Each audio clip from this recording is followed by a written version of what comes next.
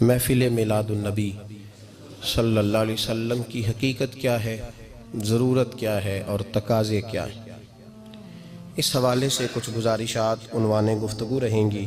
دعا ہے اللہ تبارک و تعالی اپنی ناراضگی والے جملے سے محفوظ فرمائے، اپنی رضا والی بات کرنے کی توفیق عطا فرمائے۔ عزیز بھائیو، قرآن مجید فرقان حمید نے ارشاد فرمایا قل بفضل اللہ، اے محبوب آپ فرما دیں جب اللہ کا فضل ملے، وَبِرَحْمَتِهِ اور اس کی رحمت ملے، فَبِذَلِكَ فَلْيَفْرَحُوا تو انہیں چاہیے کہ خوشی کا اظہار کریں۔ سورہ یونس کی آیت نمبر 58 ہے۔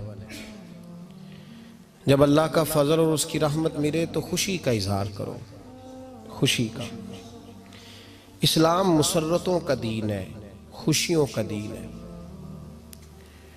نبی پاک سید عالم صلی اللہ تعالیٰ علیہ وسلم کی مسکراہٹ کے اندر وہ حسن تھا کہ کائنات ساری حضور کی مسکراہٹ کی وجہ سے ہی مسکرا رہی ہے۔ حضرت جریر ابن عبداللہ رضی اللہ تعالیٰ عنہ حضور کے صحابی ہیں، وہ فرماتے ہیں کہ جب حضور مدینہ طیبہ تشریف لائے تو میں ملاقات کے لیے حاضر ہوا۔ پہلے دن میں حضور سے ملا تو نبی پاک مسکرا رہے تھے۔ پھر 10 سال میں حضور کو دیکھتا رہا۔ حضور کے وصال سے چند دن پہلے میری جو آخری ملاقات ہوئی تو اس میں بھی میں نے اپنے نبی کو مسکراتے ہی دیکھا ہے۔ اور فاضل بریلوی رحمۃ اللہ تعالیٰ علیہ نے تو اس تخیل کا اور رنگ میں لیا ہے۔ وہ کہتے ہیں حضور کے مسکرانے سے ہی دنیا مسکراتی ہے۔ فرماتے ہیں جس کی تسکی سے روتے ہوئے ہنس پڑے۔ جب حضور ہلکا سا مسکراتے تھے تو رونے والوں کے دل بھی ٹھنڈے ہو جایا کرتے، غمزدہ لوگ مسکراتے تھے۔ حضور کی خوشیاں تقسیم کرتی تھی۔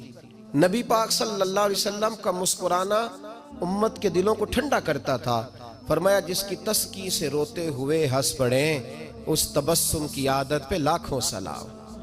اور فرمایا یہ نہیں تھا کہ حضور بڑے تکلف سے مسکراتے تھے، حضور کی تو عادت تھی اس تبسم کی عادت پہ لاکھوں سلام، مسکراتے رہنا، خوشی کا اظہار۔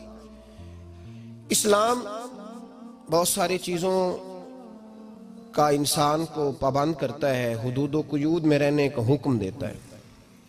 صحابہ کرام علیہم رضوان کے ہاں شادی کے موقع پر بارات لے کر کے جانے کا کوئی رواج نہیں تھا۔ حضرت عبد الرحمن ابن عوف رضی اللہ تعالیٰ عنہ جیسے مالدار لوگ بھی شادی کرتے ہیں تو نبی پاک کے بغیر بھی بارات چلی جاتی ہے۔ کوئی کانسیپٹ نہیں اس طرح کا کہ ڈھیروں بارات لے کے جائی جائے۔ حضرت عبد الرحمن ابن عوف کہتے ہیں میں حضور کی بارگاہ میں آیا تو سفید کپڑے پر پیلا زرد نشان تھا۔ حضور نے فرمایا کیا ہوا، یہ داغ کاہے کا؟ عرض کی حضور کل میں نے نکاح کیا تھا۔ تو محبوب نے جو ارشاد فرمایا اس میں فرمایا بڑی اچھی بات ہے، ولیمہ ضرور کرنا، چاہے ایک بکری ہی ذبح کرنا۔ بارات نہیں لے کے جائی جاتی تھی، ولیمے کا حکم دیا۔ اور بخاری میں نبی پاک نے یہ بھی فرمایا جب تمہیں کوئی ولیمے کی دعوت دے تو جایا کرو۔ اچھا، اب شادی کے موقع پر جو بارات لے کے جائی جاتی ہے تو اگرچہ حضور کی سنت نہیں لیکن اسے ہم حرام نہیں کہتے، اسے ہم ناجائز نہیں کہتے، ہم نہیں کہتے کہ یہ تو نے غلط کیا۔ اگرچہ لے جانا حضور سے ثابت اس مروجہ انداز میں ثابت نہیں اس طرح ہمارے ہاں جاتے ہیں، لیکن ہم پھر بھی اسے ناجائز۔ کسی صحابی نے اپنے بچے کی شادی پر اپنے گھر میں لائٹنگ نہیں کرائی، لیکن آپ کو دنیا کا کوئی عالم یہ فتویٰ نہیں دے سکتا کہ لائٹنگ کرانا حرام ہے۔ آپ شادی کے موقع پہ ساری گلی سجا لو، آپ ساری چھتوں پہ لائٹنگ کرا لو، کوئی آدمی یہ آپ کو فتویٰ نہیں دے سکتا کہ شادی کے موقع پر لائٹنگ کرانا جائز نہیں۔ کبھی سنا ہے آپ نے کسی سے؟ بولیے یہ جائز ہے، جائز پیسے ہیں تو ٹھیک، بلکہ میں اس سے آگے بڑھتا ہوں، اس سے تھوڑا اور آگے جاتا ہوں۔ حضرت عائشہ صدیقہ رضی اللہ تعالیٰ عنہ فرماتی ہیں میرا جو کمرہ تھا نا جس میں حضور کے ساتھ رہتی تھی اور ایک لمبا زندگی کا عرصہ گزارا، اس میں 3 آدمی سو سکتے تھے، چوتھے کے لیے جگہ ہی نہیں تھی، اور کچا تھا۔ کھجور کے تنے کھڑے کر کے اس پر کھجور کے پتوں کی چھت ڈالی گئی تھی۔ میں جب ہاتھ اٹھاتی تھی تو میرا ہاتھ اپنی چھت کو چھو جاتا تھا۔ یہ ہے سنت نبی پاک کی، یہ حضور کا طریقہ ہے۔ بتائیے پکے گھر میں لینٹر والے گھر میں رہنا جائز کہ ناجائز؟ کیوں جی؟ حضور تو کچے مکان میں رہتے تھے۔ آپ نے کیسے پکا بنا لیا؟ اللہ کی محبوب علی دین کو اس کی اصل بات میں سمجھیں. آپ ایسا نہ کریں جس میں انتشار اور امت تقسیم ہو. اس کا اصل مزاج دیکھیں. مہندی کے موقع پہ اگر کوئی آدمی 6 دیگیں دال چاول کی پکاتا ہے تو منع نہیں, جائز پیسوں سے پکائے. انہیں لائٹنگ لگوائی, کوئی منع نہیں.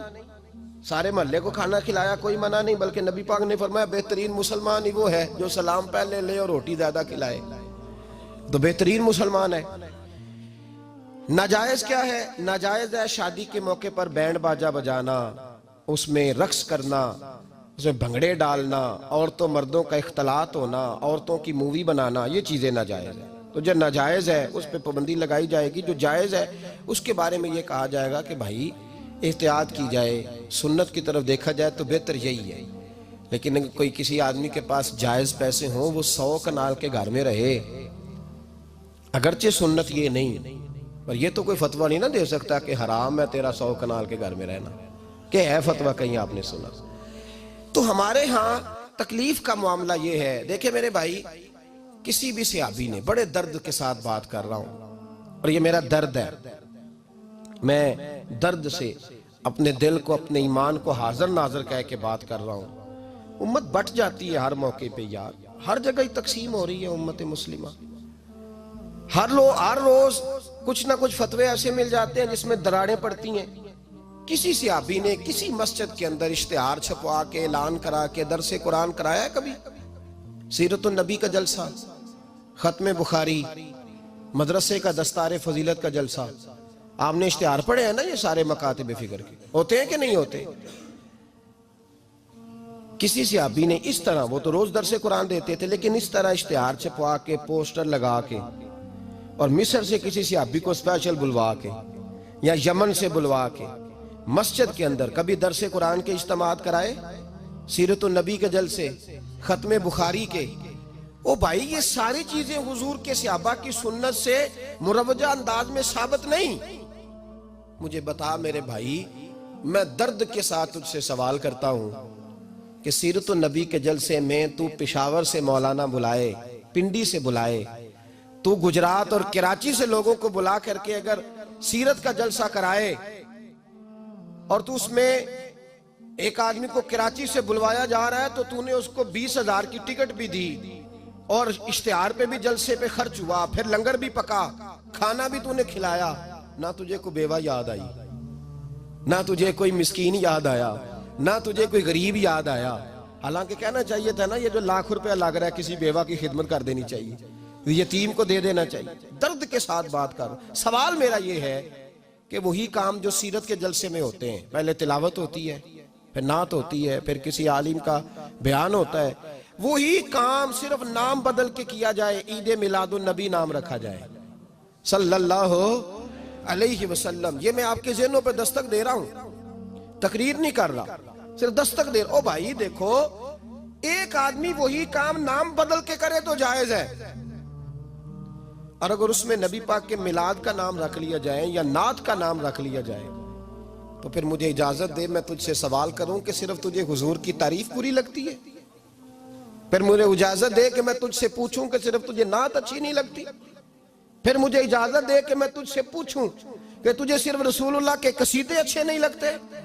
دے مجھے اجازت کہ میں تجھ سے سوال کروں کہ جہاں ذکر رسول کی بات آئے وہاں تو پریشان کیوں ہوتا ہے؟ تجھے پتہ ہی نہیں یہ تو وہ ذکر ہے کہ رب فرماتا ہے تم بیان کرو نہ کرو وَرَفَعْنَا لَكَ ذِكْرَكَ, محبوب میں نے خود تیرے چرچے ساری دنیا میں بلند فرما دیے. اور نبی پاک نے پوچھا حضرت جبریل سے کہ چل جبریل تو بتا میری امت کو پتہ چلے رب نے میرا ذکر کیسے بلند کیا ہے. تو جناب جبریل کہنے لگے محبوبہ رب فرماتا ہے میرے نبی سے کہہ دے جہاں جہاں تیرے رب کا ذکر ہوگا وہاں وہاں تیرا بھی ذکر ہوتا رہے گا. یہ تو محتاج ہی نہیں کسی کا. اتنی جلدی لوگ بپھرتے ہیں.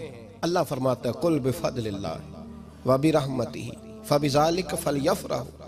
محبوب ان سے کہہ دو جب اللہ کا فضل ملے, جب اللہ کی رحمت ملے تو خوشی مناؤ. تیرا نہیں مجھے پتا, مجھے تیرا نہیں پتا, لیکن مجھ سے اگر تو پوچھے تو کائنات میں رب کا سب سے بڑا فضل بھی محمد مصطفیٰ ہی ہے, اور سب سے بڑی رحمت بھی محمد مصطفیٰ ہی ہے. وہ دو عالم کی رحمت تھے، وہ جہاں چاہتے وہیں رہتے، یہ تو ان کی مہربانی ہے کہ یہ عالم پسند آیا۔ رب کریم نے تجھے آنکھ دی، دنیا دیکھی تو نے، رب کریم نے تجھے قوت دی، تو نے دنیا گھومی، اور پھر رب نے تجھے بیٹے دیے تو میٹھا میوہ، اور بیٹیاں دی تو تیرے لیے باعث کرم، تیری چھاتی پہ بچے چڑھے تو نے کہا سب سے بڑی نعمت یہی ہے کہ مالک کہتا ہے تو میرا بندہ تھا، میں نے دینا ہی تھا، تو نے دیا، احسان نہیں جتلایا، لیکن جب اپنا نبی دیا تو کہا میں نے بڑا احسان کیا تم پہ۔ لَقَدْ مَنَّ اللَّهُ عَلَى الْمُؤْمِنِينَ إِذْ بَعَثَ فِيهِمْ رَسُولًا، میں نے تم پر احسان کیا ہے۔ کون دیتا ہے کسی کو محبوب اپنا؟ نہ جانے رب نے یہ کیسے گوارا کیا۔ لَقَدْ مَنَّ اللَّهُ عَلَى الْمُؤْمِنِينَ إِذْ بَعَثَ فِيهِمْ رَسُولًا، اتنا بڑا فضل، اتنا بڑا فضل، فضل بھی حضور۔ اور جب بات رحمت کی آئی تو فرمایا مومنوں صرف تمہیں ہی نہیں، عیسائیوں، یہودیوں، سکھوں، دنیا میں جتنی مخلوق ہے، حتیٰ کہ جانور بھی، حتیٰ کہ چونٹیاں، نباتات، جمادات، ہر چیز، یا اللہ تو نے کیا دیا؟ فرمایا وَمَا أَرْسَلْنَاكَ إِلَّا رَحْمَةً لِلْعَالَمِينَ، میں جس کا رب ہوں ان سب کے لیے میں نے اپنے نبی کو رحمت بنا کے بھیج دیا ہے۔ بیٹے کے آنے پہ تو مٹھائی بانٹتا ہے، میلاد والے دن تو لائٹیں بند کر لیتا ہے، بیٹے کے آنے پر تو حلوائی بٹھاتا ہے، اور نبی پاک کے نام کی لائٹیں لگی ہوں تو پریشان ہوتا ہے۔ ہم سے کبھی پوچھ تجھے بتائیں، بس نہیں چلتا، ورنہ تاڑے توڑ کے چھتوں پہ لگا دیں۔ بس نہیں چلتا، فرشتوں کو بھی کہیں آؤ ہمارے ساتھ شامل ہو جاؤ، آمد مصطفیٰ مرحبا مرحبا کا نعرہ لگانا ہے، ہمارا بس نہیں چلتا، ورنہ دنیا کی ساری نعمتیں بچھا دیں اور لوگوں کو بتلائیں کہ اصل تو خوشی منانے کا دن ہی آج ہے جب اللہ نے ہمیں اپنا پیارا رسول عطا فرمایا ہے۔